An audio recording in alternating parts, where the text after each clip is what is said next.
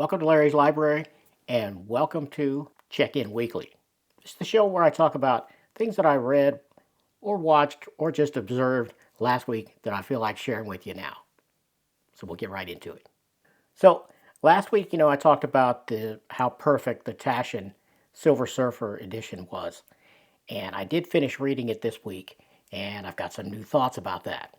First off, I want to talk about the inking. Joe Sennett inks the first several issues, and I think I mentioned that last week, and they are nice. Really clean look, slick look for John Buscema's pencils. I thought it was a great combination. And then his brother takes over Sal, and it's pretty good. It's not quite as tight as Joe Sennett's, but it's fine. I like it too. Sadly, that didn't last very long. A few issues later, Dan Atkins takes over, and he stays with the series up until the last issue.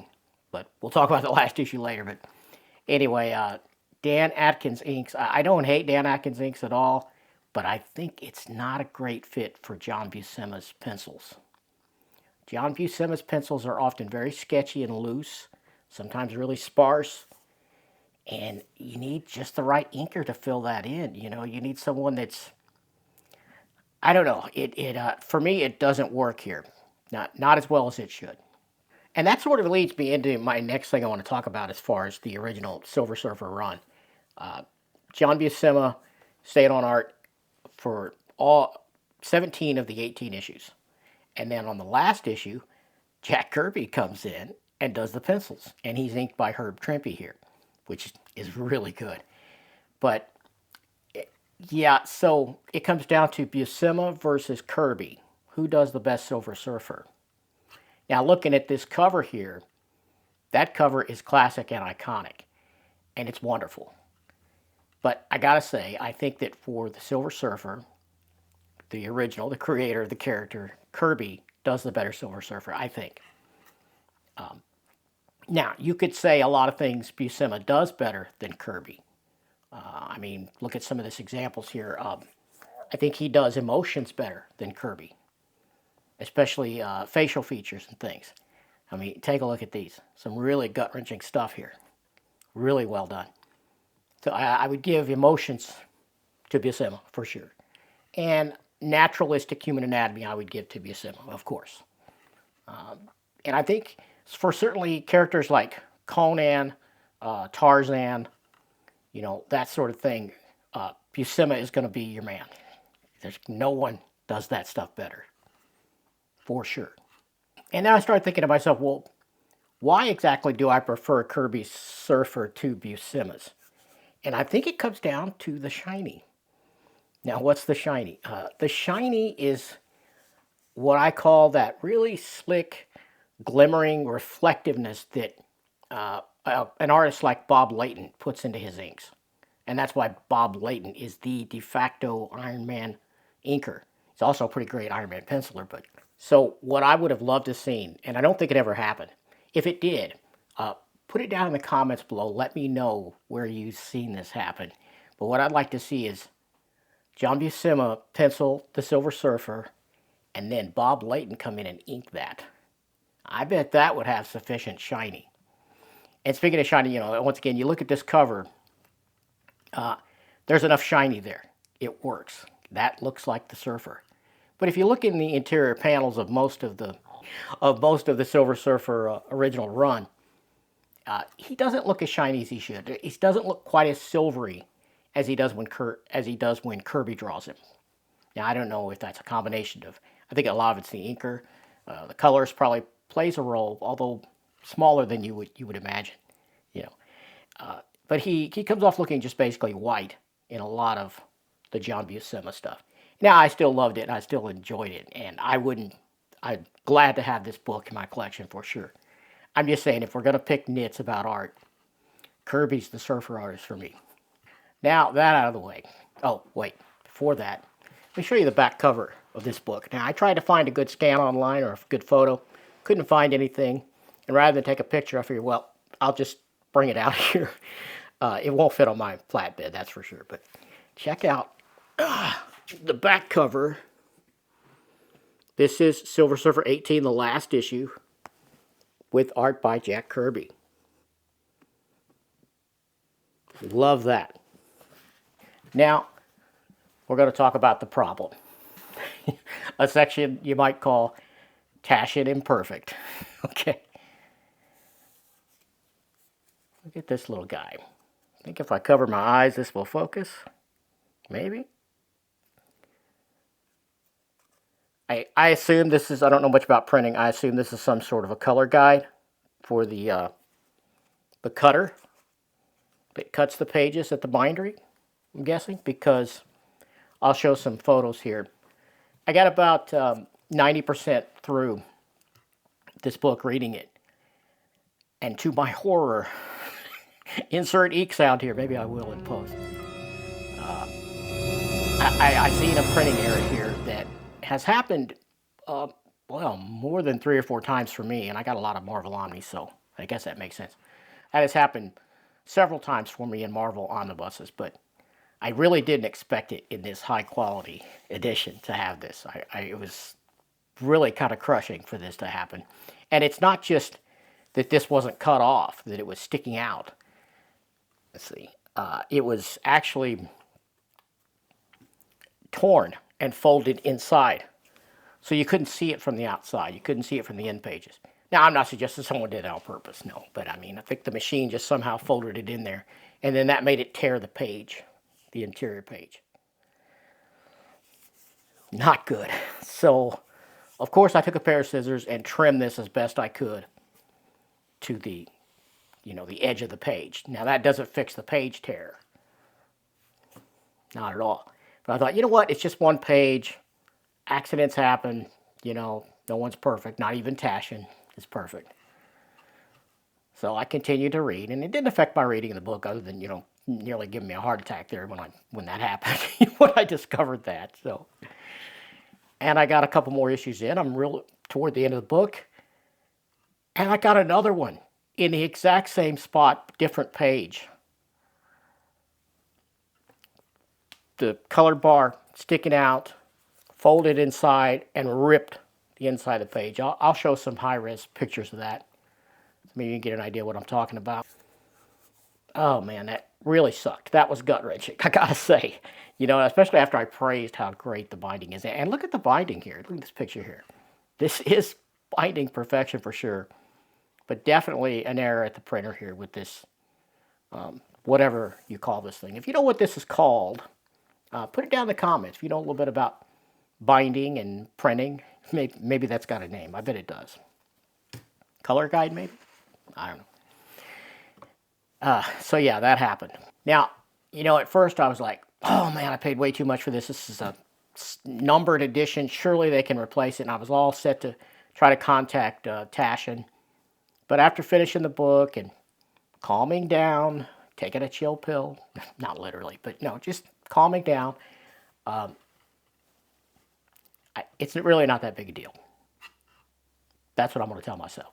It's not that big a deal. So the question is, would you complain to Taschen and try to get a replacement? Or would you just let this go as a minor problem in an otherwise glorious book? Let me know down in the comments what you would do. I'm curious. So another about face happened, you might say. We finished watching Agatha All Along on Disney Plus last week. And when I say finish, I mean we did the last 3 episodes. Apparently I don't know, there's 7 or 8 episodes, something like that. So we'd seen all the ones up to that point, and then we watched the last 3 last week after I shot the last check-in weekly. And wow, that's the big word here is wow. The last 3 episodes of this totally redeemed this show for me. It was great. Finally, we get a reason to care about Agatha. The story of Nicholas, the origin of her son and what happened there was beautifully told and made me care about Agatha and this show. I mean, that was awesome. It really was. It makes the series. So if you haven't watched this at all, just watch it straight through. I don't necessarily mean in one sitting, but I mean without breaks with other shows in between. Just binge through this and you will love it. The ending is really good, really satisfying. Bringing all the elements of Billy's room and tying that back to the road adventure, wow, that was fantastic. Very much like The Wizard of Oz, and that's what it was trying to evoke, and it did it in a great way. Man, I loved that. That that did it for me. This was great, especially the last three episodes. Fantastic. So happy to be wrong about my assessment before, because yeah, I like this a lot. Very happy with the way this one resolved everything. Another one I can totally recommend is Ghosts. Now, this is the U.S. version of the U.K. series, if you're not familiar. It's been going on for, well, 4 seasons now. It just started the fourth season not too long ago. And so last week we watched the last 2 episodes aired, of season 4. In case you didn't know, I'll give you a quick, brief rundown. I mean, this show is a sitcom, and it's about this young couple that I think she inherits this huge old building, and they decide to make it into a hotel. And of course, it's super haunted. And the characters are from different eras of time. They died on the property at different times. So, you've got a Viking, you have a Native American, you have, you know, you have a jazz singer. You just there's all these characters. You have this character from Civil War. You have a skeezy '80s businessman who died with his pants off, so he still has no pants. Fantastic stuff. Very funny. One thing I really love about this show is the lore. They've established certain rules for ghosts and how it works. And they each have certain powers, things they can do, some things they can't do, and it's just hilarious. It is really well done. It's funny as hell. If you haven't watched this one, put it on your list for sure. It stars Rose McGiver, I think is how you pronounce it. She was the one that starred in iZombie. That's what I know her from. She's fantastic in this. The whole cast is great. The 2 episodes we watched this week involved, what was her name? Patience the Puritan. And she is really funny. So episode 2 of season 4, I believe that was the last one to air, probably by the time this goes up. It's a Halloween episode. Great stuff. So highly recommend Ghosts. The single issue I read Sunday is the next issue of Incredible Hulk for me, which I read 312 last week, and this week I read 313. And this is another one from 1985, so Bill Mantlo scripting, and you've got the cover and the interior, once again by Mike Mignola. Oh man, it's really good stuff. Really enjoying this run. Look at that cover. This is, I think this cover's a lot better than last week's. I really love it. As far as prose, I am still reading the Silmarillion. My daughter asked me the other week, she saw me reading, she's like, why are you still reading this? And I'm like, because I gotta. This seems to be sort of a Bible, I guess, of the Tolkien Middle-earth universe. That's one way you could describe it, I guess. They're sort of short vignettes of narrative that the first few chapters, go into the gods and godlike beings that sort of created the whole of the universe. And it details some of the universe's creation. And it seems like some of it is supposed to be literal accountings of historical facts, while others seem to be maybe sort of allegorical. And sometimes it's hard to know which is which, much like the Bible, you might say. But so I don't know. And maybe my take on this is wrong. I'm not a Tolkien expert. I'm a long-term fan, that's for sure. But especially of The Hobbit and Lord of the Rings. But I don't claim to know everything about Tolkien. But I am going to finish this. I'm about maybe 60 pages in, so we'll see. I mean, it's not terrible. It's just not as riveting as The Hobbit and or Lord of the Rings. So, but I'm going to finish it.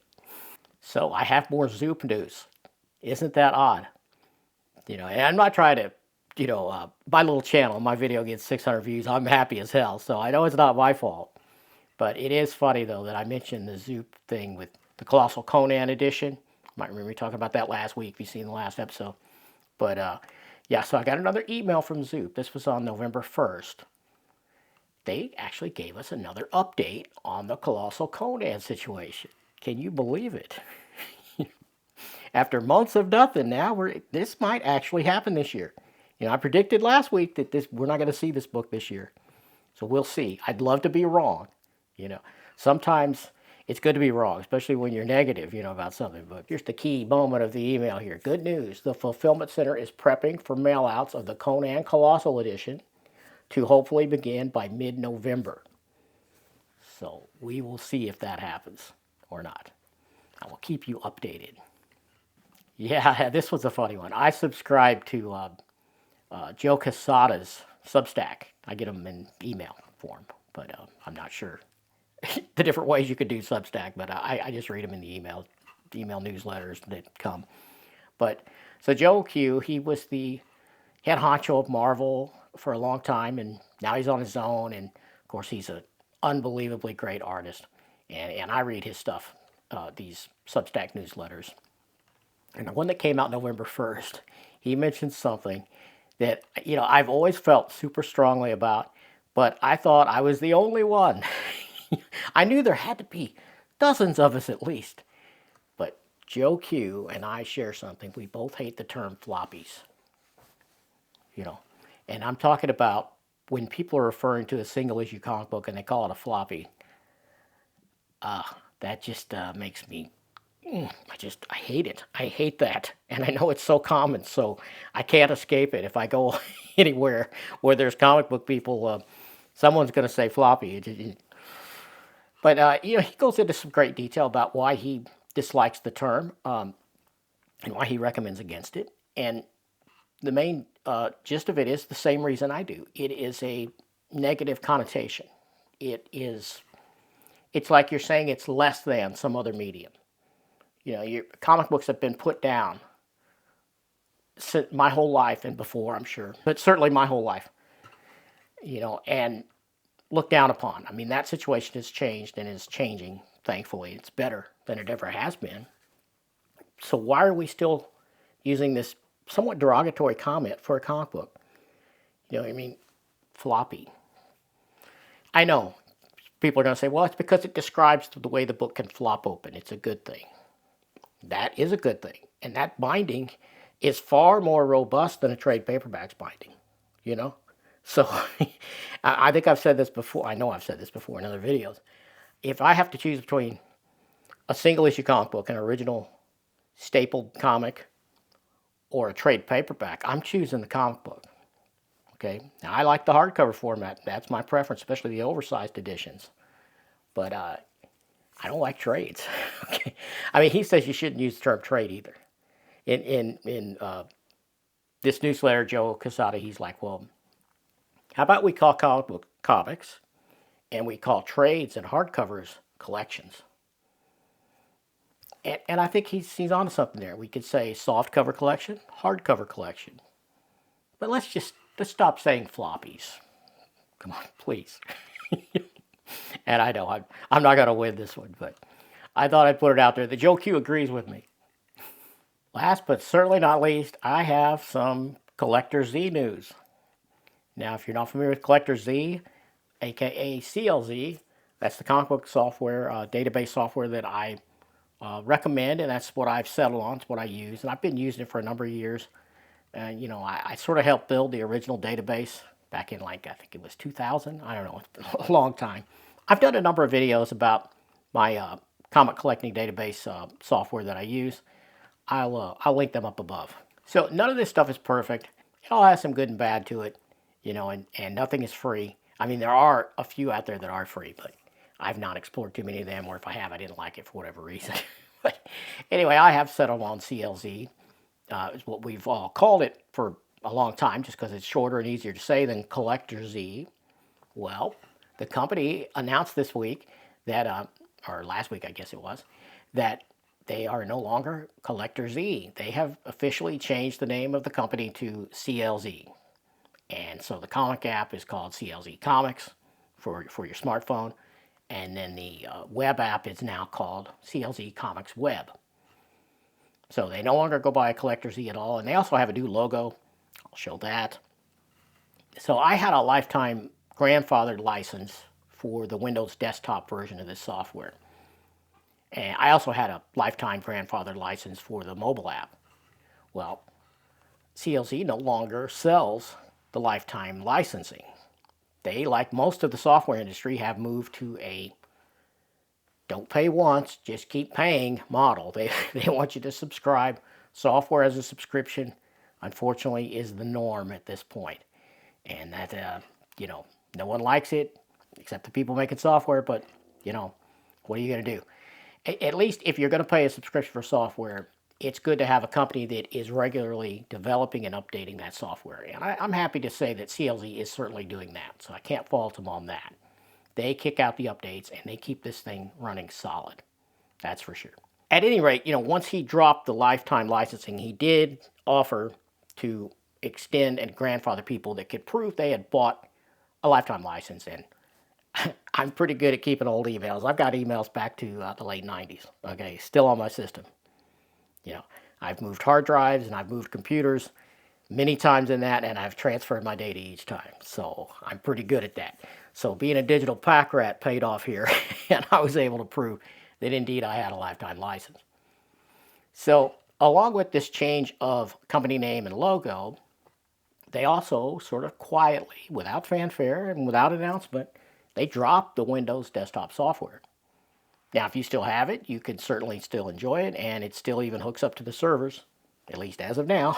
Don't know how long that will last, but it is. But it's no longer on the website. I searched it, and I thought, well, maybe I'm missing something. So I had a buddy of mine search it. Thank you, Jeff. And he couldn't find it either. It's gone. You cannot buy the Windows desktop software. Now, this is not anything new or even unexpected. They did the same thing with the Mac desktop software, I don't know, 5-6 years ago. It's been a little while. They dumped the Mac version a few years back.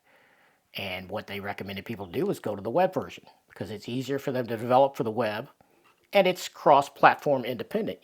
Anyone with a web browser can run this. You could have a crappy Chrome notebook and you could run this software, I guess, so because it's running inside your web browser. And I got to say, it has improved a lot. I mean, here's a screenshot of my database running inside a web browser. This is CLZ Comics Web. So I thought, well, since they're no longer developing the Windows version, I may as well roll the dice and see if he'll transfer my lifetime license again. Now, on the store page, it said if you had an existing license, you could flip that over to a CLZ Comics web license, and you'd get all of your remaining time plus 4 months. Now, of course, that's not mentioning someone like me that has a lifetime license, so what do I get? And I was assuming he was going to say, well, I'll give you a year and 4 months. I'll give you 14 months, and then you have to start paying. That's what I assumed he was going to say. But I went ahead and emailed Alwyn. He's the owner of CLZ. Oddly enough, he emailed me back, and he did say, he says, I see you have a lifetime license, and that will transfer to CLZ Comics Web. He said, but you can't have the additional 4 months. A little smiley face, so I thought that was cute. So I went ahead and did it. I pushed the button, and I transferred it, and I killed my long-held and soon-to-be-missed Windows desktop license. It's gone for CLZ Comics. But I got to keep my lifetime license. And I'm guessing that in their new setup for their store and all of their back-end system, they have to put in an expiration date of some kind, is what I'm thinking. So check out what Alwyn put on mine for the expiration date. He put expires February 25th, 2100. I don't know. I guess what does 2100, is that the highest number that would fit in their system? I bet it is. It's probably as far as it would go. So naturally, I did the math. If I live to be 134 years old, then he screwed me out of my lifetime license. So I think I'm safe. And that is all I have this week for you. Hope you enjoyed taking a look at this stuff. Let me know down in the comments if you have read, seen, or observed any of this and what you think about it. And I'll see you next week, if not sooner.